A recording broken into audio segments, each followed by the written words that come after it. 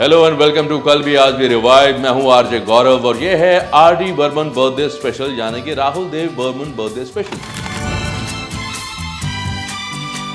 नाम तो राहुल, लेकिन पूरी दुनिया इन्हें पंचम दा कह के पुकारती है। इनका नाम पंचम किसने रखा, कैसे रखा गया, हुआ क्या था? साथ ही वो गाना जिसे रिकॉर्ड करने के बाद आर.डी. बर्मन को लगा कि वो बेसुरे हो गए हैं। वो मोहम्मद रफ़ी साहब के पास गए और रफ़ी साहब से कहने लगे कि रफ़ी साहब, मैं बेसुरा हो गया हूँ। क्या वाकई आर.डी. बर्मन बेसुरे हो गए थे?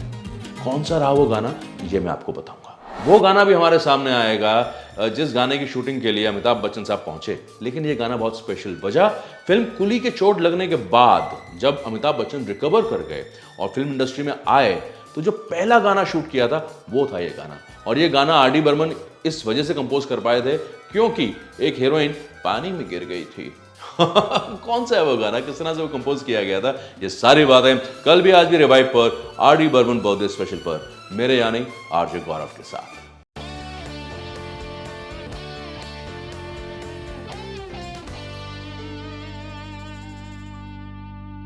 हेलो एंड वेलकम टू कल भी आज भी रिवाइव। मैं हूं आरजे गौरव और ये है आर.डी. बर्मन बर्थडे स्पेशल, यानी कि पंचम दा बर्थडे स्पेशल। दिल ना खेल है दिलदार का, भूले से नाम ना लो प्यार का, प्यार भी झूठा यार भी झूठा, देखो मुझको दिल वालों आया है धोखा मैंने यार का। अब मैं आपको एक ऐसे गाने के बारे में बताने वाला हूं जिस गाने की रिकॉर्डिंग के वक्त आर.डी. बर्मन साहब को लगा कि ये बेसुरे हो गए। ये गाना आर.डी. बर्मन मोहम्मद रफ़ी साहब के साथ गा रहे थे और रफ़ी साहब से बार बार पंचम दा बोले कि रफ़ी साहब, मुझे लग रहा है मैं बेसुरा हो गया हूँ। क्या वाकई आर.डी. बर्मन बेसुरे हो गए थे? कौन सा है ये गाना? पूरा किस्सा सुनाता हूँ।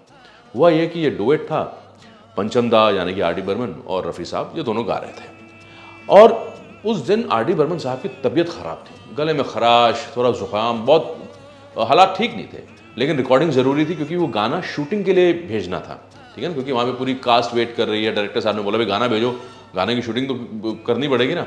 तो आर.डी. बर्मन ने रिकॉर्ड किया और फिर रफ़ी साहब के पास आके बोले कि रफ़ी साहब, मेरी आज तबीयत ठीक नहीं थी, मुझे लगता है मैं बेसुरा हो गया हूँ, रिकॉर्डिंग ठीक नहीं हुई है, क्या इसको री रिकॉर्ड करें? तो रफ़ी साहब ने कहा कि पंचम, इसे री रिकॉर्ड कर लेंगे, अभी मैं किसी और गाने के रिकॉर्डिंग के लिए जा रहा हूँ, मैं लौट कर आऊँगा 2-4 दिन के बाद, है ना, तो हम इसे री रिकॉर्ड कर लेंगे। अभी तुम इस गाने को शूटिंग के लिए भेज दो, वहाँ पे जाएगा, वो लोग शूट कर लेंगे, ठीक है। आनंद बख्शी साहब ने ये गाना लिखा। अफसोस की बात यह है कि आर.डी. बर्मन अपनी आवाज़ को दुरुस्त नहीं कर पाए, ठीक नहीं कर पाए, क्योंकि इससे पहले वो री रिकॉर्ड होता तब तक रफ़ी साहब का इंतकाल हो गया था, उनकी डेथ हो गई। तो आर.डी. बर्मन साहब की आवाज़ वैसी की वैसी रही और वैसे का वैसे ही वो गाना शूट किया गया, वैसे का वैसे वो गाना एल्बम में आया। गाने के बोल भी बड़े अजब थे। बस आज की रात है ज़िंदगी, कल हम कहाँ तुम कहाँ।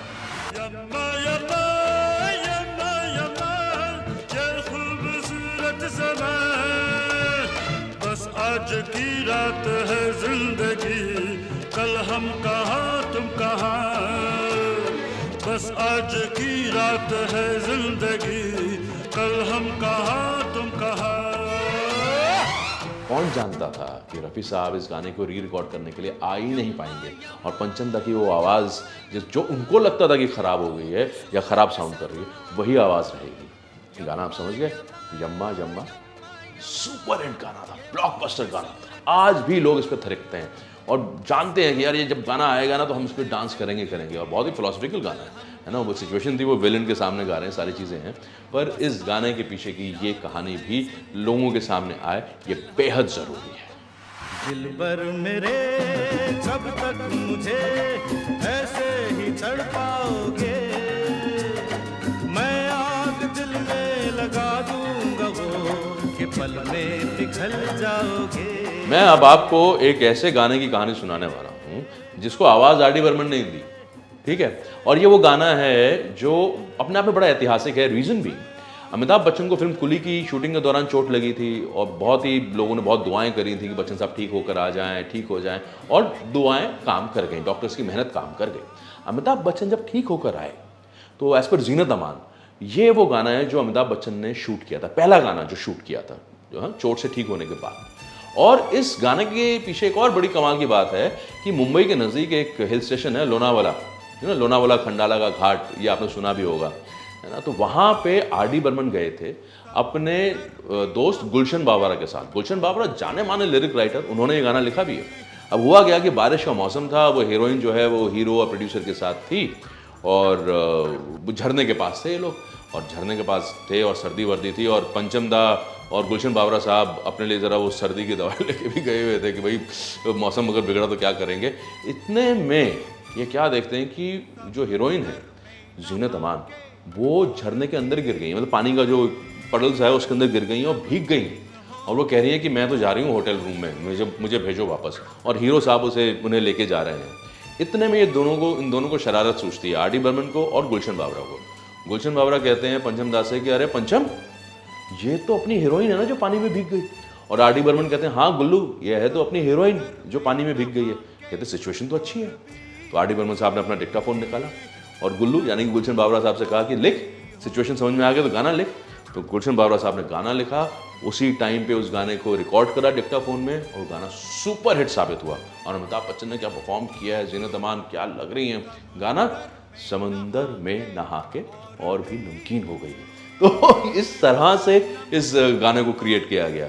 ऐसी बड़ी कमाल की कहानियां मैं आपको सुनाऊंगा, वाकई कुछ नमकीन कुछ मीठी। समंदर में नहा के और भी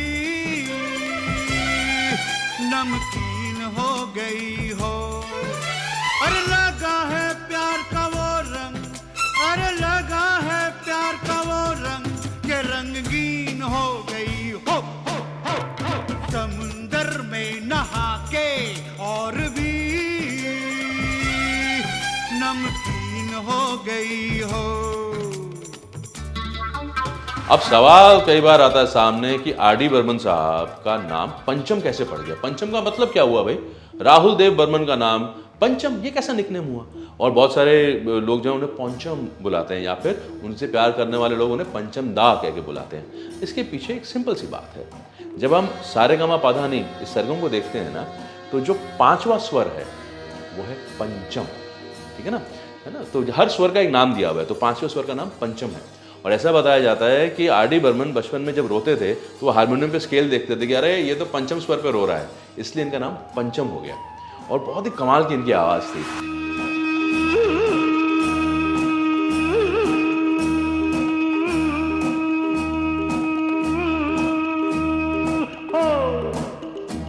महबूबा महबूबा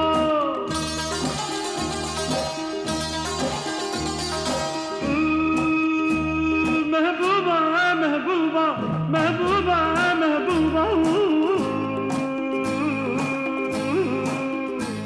गुलशन में गुल खिलते हैं जब सहरा में मिलते हैं, गुलशन में गुल खिलते हैं जब सहरा में मिलते हैं, मैं और तू।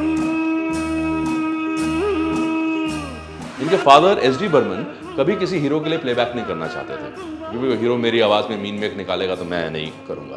पर आर डी बर्मन हीरोज़ के लिए प्लेबैक करते थे, ठीक है ना, और बैकग्राउंड म्यूजिक में भी आते थे। एक बड़ी ज़बरदस्त फिल्म आई सनम तेरी कसम, जिसमें कमल हासन एंड रीना रॉय, और म्यूजिक अगेन गुलशन बावरा के लिखे हुए गाने, हर एक गाना सुपर हिट था, है ना। कितने भी तू कर ले सितम, या फिर निशा, या फिर जाना ओ मेरी जाना, ये गाना भी बड़ा कमाल का था और पंचम दा ने ही गाया था। जाना ओ मेरी जाना, अरे मैं हूँ तेरे ख्वाब का राजा, अरे लैला ओ मेरी लैला, अरे आजा मेरी बाहों में आजा।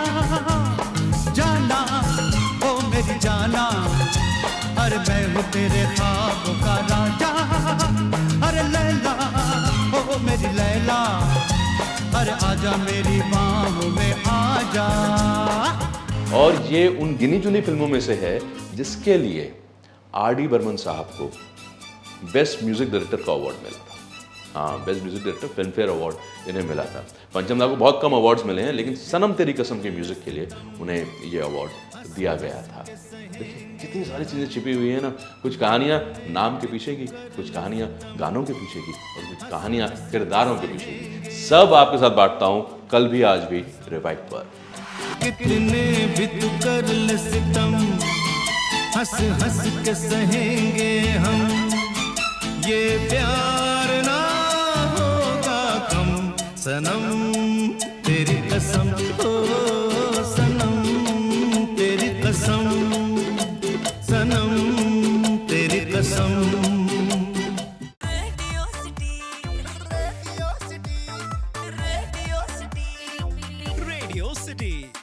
रग में दौड़े सिटी।